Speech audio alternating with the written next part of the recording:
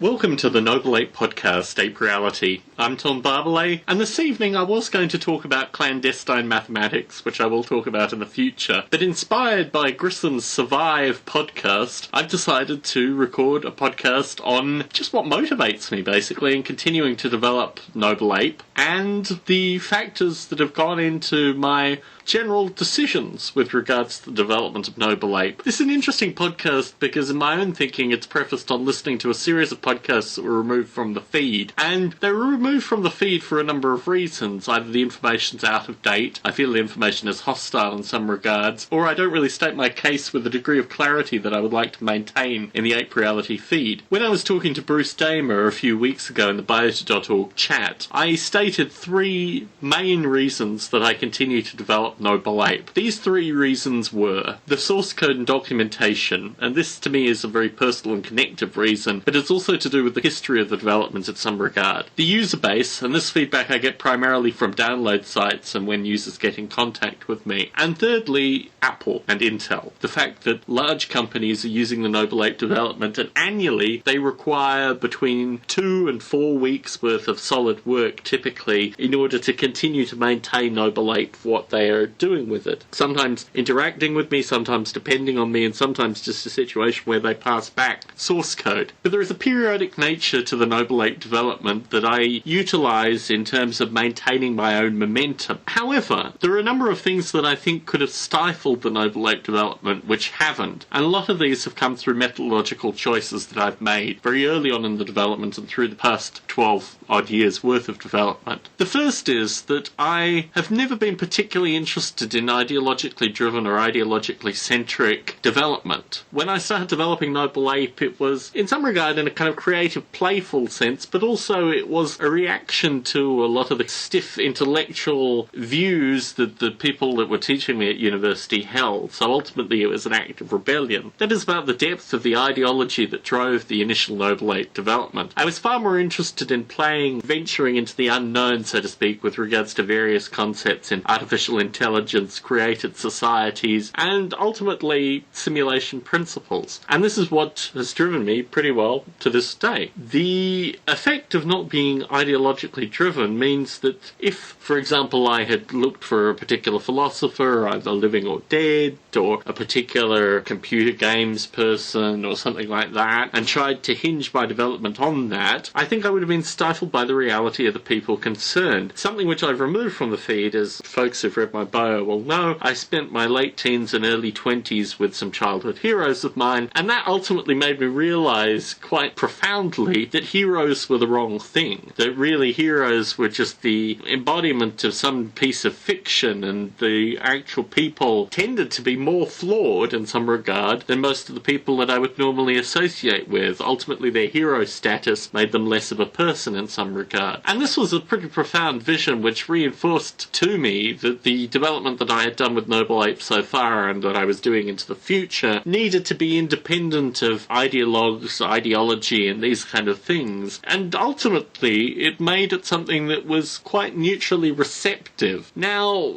earlier in the history of Ape Reality there were long ongoing discussions with folks like Gerald de Jong and John P. Daigle about what that actually meant in a practical sense. I think there's always been, I don't want to say a division, but certainly different methods employed by artificial life developers, and different heroes as well. And I tread on those lines quite carefully, although recent situations like, for example, the Douglas Adams deep linking fiasco, if I had been driven towards a particular ideologue with regards to my Noble Ape development, I would be in a state of probably depressed confusion currently. However, I'm not, so I don't want to speak too much in riddles. This kind of neutral ideological setting enabled me to play with a number of ideas that perhaps other artificial life developers didn't play with because of their primary text in their development. I don't know whether it was by ignorance or design that Noble Ape was created in this regard, but I certainly thought that the most important thing was to create primary text, the original manuals, Noble Ape Philosophic, and a wide variety of other texts that haven't survived the test of time, as these two documents probably have. But ultimately the motivation initially was quite primitive. It was to remove myself from a situation, a cyclical situation that I saw myself in Canberra, Australia, and ultimately that worked. It put me in the Bay Area very quickly. And the development of Noble Ape in the past 6 years from that experience when I was in the Bay Area and then moving to the UK has shown that developing Noble Ape has kept me, in some regard, intellectually sharp, enabled me to do interviews like I do in biota.org, and given me an independent intellectual business card, for want of a better terminology. This business card analogy is something that I use with people that I talk with casually about the Noble Ape development. What Noble Ape is, fundamentally, it's just like a business card in some regard, in terms of who I am, and conveying that to folk that are interested. And ultimately, Noble Ape has been extraordinarily useful in this. I'm editorialising in this degree primarily because I cut a large section of the Steve Grand interview where he talked about open source and where he talked about the ability to work full-time and do things like that with regards to his artificial life development. What struck me was that Steve Grand's story was completely opposite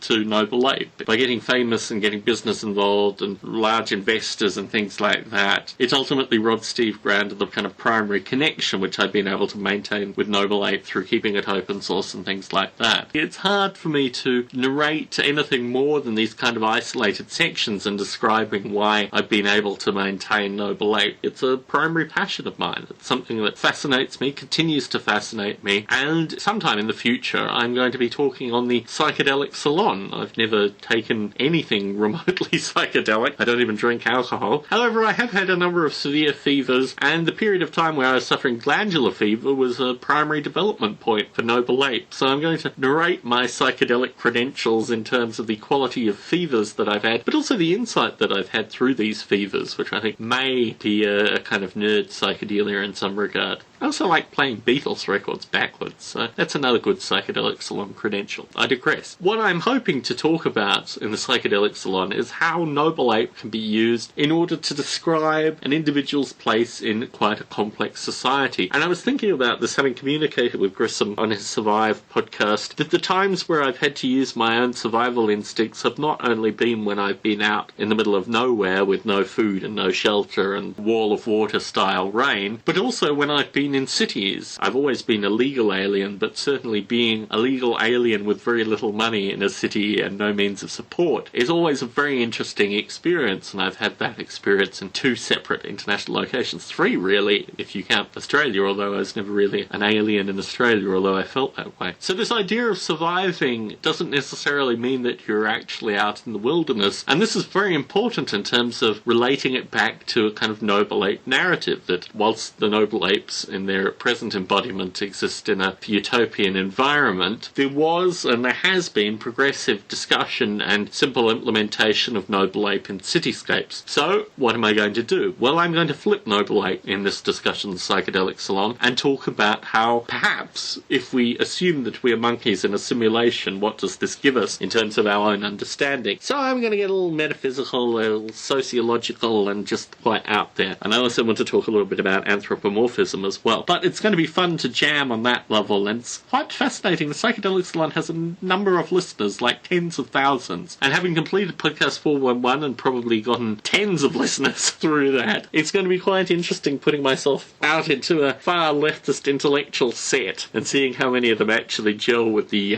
Noble Ape jive, so to speak. So that'll be interesting. And that's coming up in the future. But I think the ability to use Noble Ape as a means of understanding one's own reality as well is something that I've explored in kind of small increments through the Noble Ape development. But it seems ironic that the whole purpose of developing artificial life in some regard is about creating sustainable ecosystems, and at the same time you can use that methodology on its head in order to sustain the artificial life simulation itself. So this has been a somewhat introverted intellectual discussion, which probably would have been better served if I'd talked about clandestine mathematical methods. However, I will be coming back with that, and I also wanted to talk a little bit about open source sites. So that will probably be 2 out of possibly the next 5 topics that come through the Ape Reality feed. If you have any topics of interest or points of discussion, if you've just started listening to this podcast, or if you just started going through the Noble Ape simulation documentation or the simulation itself, please feel free to email me a single question, a set of questions, a topic for the podcast, anything like that. I'm very receptive to those those kind of things. There are still Noble Ape t-shirts available associated with the Podcast 411 interview. What an amazing thing to be interviewed in Podcast 411 and the next interview in the Podcast 411 feed to be Quincy Jones. Stunning. To open for Quincy Jones. That will be a thing in and of itself. In any case, Tom at nobleape.com, plenty of Noble Ape t-shirts to be given away, particularly if you suggest topics and things like that. That is, in fact, a timeless way of getting a Noble Ape t-shirt. Thank you very much for tuning into this podcast. Look forward to you tuning into the next podcast.